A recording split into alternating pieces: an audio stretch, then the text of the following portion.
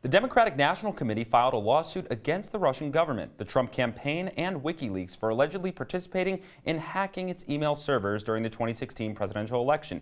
Here to discuss the details of this case is Talking Points analyst Payton May. Payton, thank you for joining us. Thank you.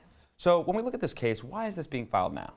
Well, the chairman of the DNC, Tom Perez, has kind of said that elections are coming up. Obviously, they've dealt with a huge scandal before, which has really harmed them. So I think they're trying to make sure that something like this doesn't happen again. They're really taking precautions in case, something like this impacted the campaign so much. I think along with that, too, this is a multi-million-dollar lawsuit.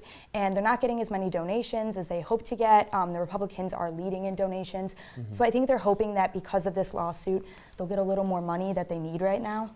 And since WikiLeaks is involved in this lawsuit, is there sort of any threat, do we think, to press freedom? Is that part of this? Well, WikiLeaks obviously is involved because they published the hacked material, but this goes along with, like you said, so many freedom of the press issues. The press has always been involved with lawsuits like this, like the Pentagon Papers, but not even the Pentagon Papers, but also during this election, the New York Times released Trump's tax returns, which is actually illegal because you can't release tax returns unless you have the permission of the person that they're coming from.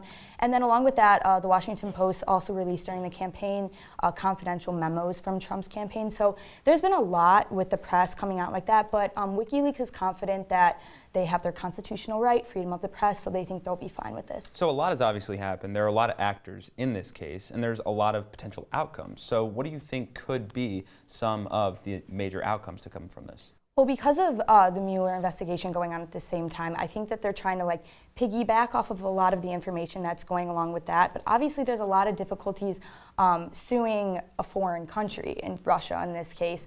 But a lot of foreign countries have immunities to civil suits in the U.S., so we'll see how that works with that, if they're even able to do that. Trump isn't being sued. It's really just his campaign, his son, and then some of his friends that have been going along with the campaign. So there's nothing directly going on with him, but obviously there's a lot of mirror images to the Watergate scandal. A lot of people have been talking about that, if maybe this is going to cause something like that. So we'll see what the fate of that will be. Now, one could make the argument back in 2016, the DNC was extremely fractured. Do you think this is signifying a more united front?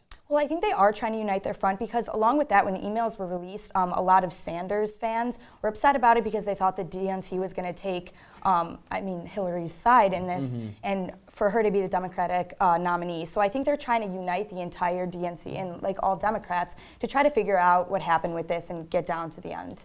Certainly something that we're going to be paying attention to here and looking into the summer towards. Thank you for covering. Thank you.